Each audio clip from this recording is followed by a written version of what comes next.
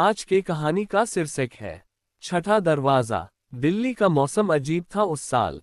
अक्टूबर के अंत में भी हवा में एक ठंडी सी नमी थी, जैसे कोई पुरानी याद बार बार लौट रही हो। नेहा 23 साल की लड़की लोधी गार्डन के पास एक छोटे से फ्लैट में रहती थी। वह एक छोटी सी किताबों की दुकान चलाती थी, पुरानी पन्ने नाम की। दिन भर लोग आते, पुरानी किताबें छूते और चले जाते।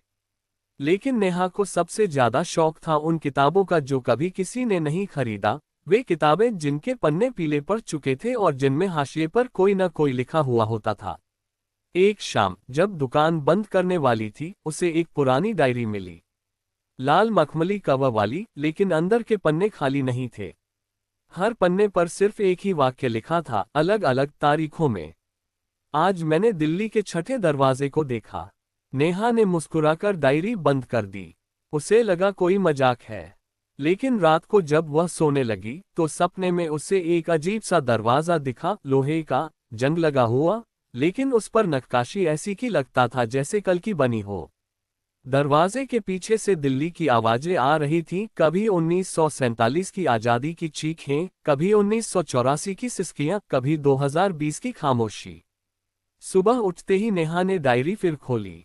अब उसमें नया वाक्य लिखा था, तुम तैयार हो। नेहा चौंक गई। उसने कल रात कुछ नहीं लिखा था। उसने डायरी फेंक दी, लेकिन शाम को फिर उठा ली। इस बार पन्ना पलटा तो लिखा था, पहला दरवाजा 1947। उस रात नेहा ने फैसला किया कि वह देखेगी। वह पुरानी दिल्ली की गलियों में घूमने लगी। चांदनी चौक, दरियागंज, फिर लाल किला के पीछे वाली सनकरी गलियां। अचानक बारिश शुरू हो गई। नेहा एक पुरानी हवेली के नीचे शरण ली। वहां दीवार पर एक दरवाजा था, बिल्कुल वैसा जैसा सपने में देखा था। उसने हैंडल घुमाया। दरवाजा खुला और नेहा खुद को 15 अगस्त 1947 में पा गई। चारों तरफ झंडे लहरा रहे थे, लोग वंदे मातरम गा रहे थे। लेकिन नेहा अकेली थी, कोई उसे देख नहीं रहा था। वह एक भूत की तरह घूम रही थी। उसने देखा कि उसके दादाजी, जो अब नहीं रहे, युवा थे और अपनी प्रेमिका के साथ हंस रहे थे। नेहा ने उन्हें छूने की कोशिश की, लेकिन हाथ पार हो गया। ये सिर्फ देखने के लिए है, एक आवाज आए। नेहा ने मुड़कर देखा। एक बूढ़ा आदमी खड़ा था, सफेद दाढ़ी वाला, आंखों में अनंत समय। तुम कौन हो? नेहा ने पूछा। मैं दिल्ली का रखवाला हूं। हर शहर में एक छठा दरवाजा होता है। 5 दरवाजे इतिहास जानते हैं, छठा दरवाजा भविष्य बदलता है। लेकिन हर बार तुम एक याद खो दोगी। नेहा हंसी। मैं सिर्फ देख रही हूं। बूढ़े ने सिर हिलाया।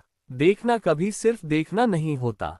नेहा ने 1947 में घूमकर देखा, विभाजन की तकलीफ, खुशी, उम्मीद और डर। जब वह वापस लौटी तो दरवाजा बंद हो गया।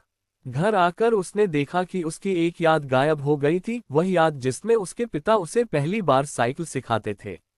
अब वह याद नहीं थी। अगले दिन डायरी में नया संदेश था, दूसरा दरवाजा 1984। नेहा डर गई, लेकिन जिज्ञासा बढ़ी थी। इस बार वह सीधे उस हवेली गई।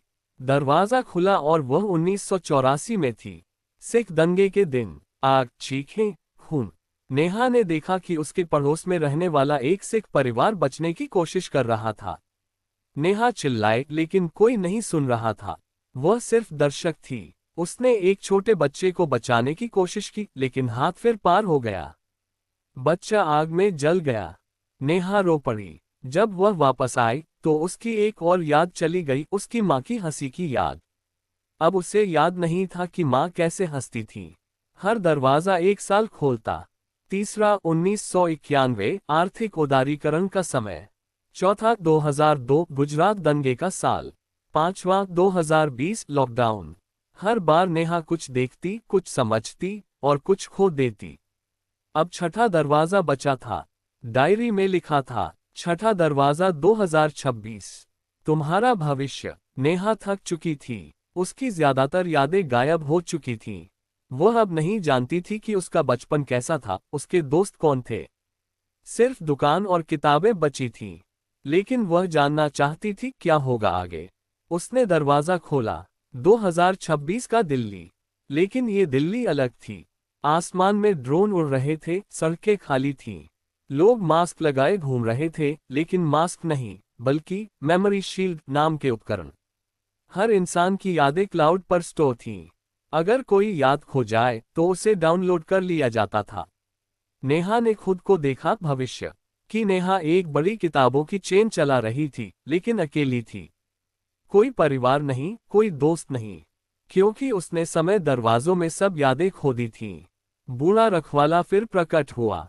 अब समझी, हर बार जब तुम अतीत देखती हो, तुम वर्तमान खो देती हो, और जब भविष्य देखती हो तो भविष्य बदल जाता है। नेहा ने पूछा, मैं वापस कैसे लौटूं? अपनी यादें कैसे वापस पाऊं? बूढ़े ने मुस्कुराकर कहा, छठा दरवाजा सिर्फ एक बार खुलता है। अगर तुम अंदर जाओगी तो तुम्हारी सारी यादें हमेशा के लिए चली जाएंगी। अगर बाहर रहोगी तो भविष्य वही रहेगा जो तुमने देखा। नेहा ने सोचा। उसकी आंखों में आंसू थे। वह याद करना चाहती थी अपनी माँ की हंसी, पिता की साइकिल, बचपन की बारिश, दोस्तों के साथ हंसी मजाक। लेकिन वह भी जानना चाहती थी कि क्या हो सकता है। उसने दरवाजे की ओर कदम बढ़ाया, फिर रुक गई। मैं नहीं जाऊंगी, उसने कहा।